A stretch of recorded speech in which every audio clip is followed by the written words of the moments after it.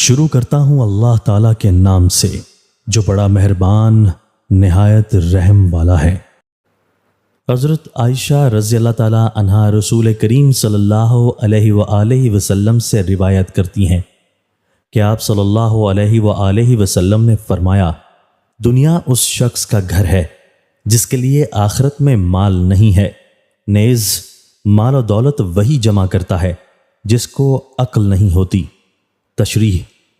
مطلب یہ ہے کہ یہ دنیا چونکہ فانی ہے اس لیے اس میں ٹھہرنا اور شادمانی کی زندگی اختیار کرنا ممکن نہیں ہے، لہٰذا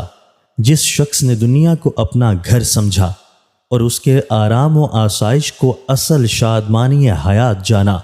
وہ ایسا شخص ہے کہ گویا اس کے لیے کوئی اور گھر نہیں ہے۔ اسی طرح اور مال اس شخص کا ہے کا مطلب یہ ہے کہ جس شخص کو دنیا کا مال و اسباب حاصل ہو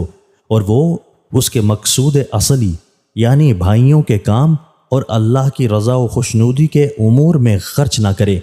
بلکہ دنیاوی لذات کے حصول اور نفسانی خواہشات کی تکمیل میں خرچ کرے، اس کا وہ مال گویا مالیت کے حکم سے خارج ہے،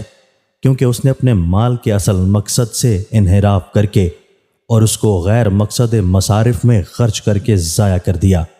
لہٰذا وہ اس شخص کی طرح ہوا جس کے پاس مال نہ ہو۔ مشکات کے بعض حواشی میں یہ لکھا ہے کہ اس ارشاد گرامی کی مراد یہ ہے کہ دنیا کے گھر اور دنیا کے مال چونکہ بہت جلد فنا کے گھاٹ اتر جانے والی چیز ہے اور ان کی کوئی حیثیت و وقت نہیں ہے، اس لیے ان کو گھر اور مال کہنا ہی نہیں چاہیے۔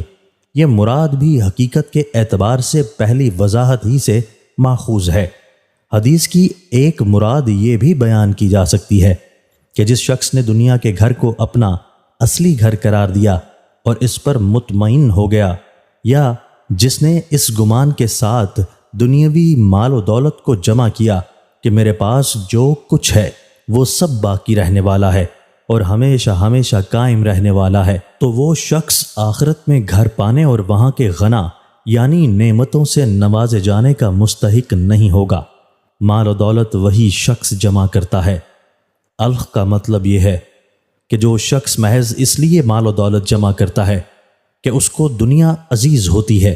یا وہ اس مال و دولت کو ہمیشہ باقی رکھنے کی نیت رکھتا ہے،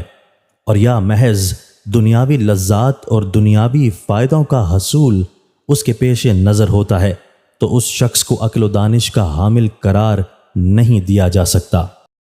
حضرت علی رضی اللہ تعالیٰ عنہ کہتے ہیں کہ رسول کریم صلی اللہ علیہ وآلہ وسلم نے فرمایا، جب کسی بندہ کے مال و دولت میں برکت عطا نہیں ہوتی،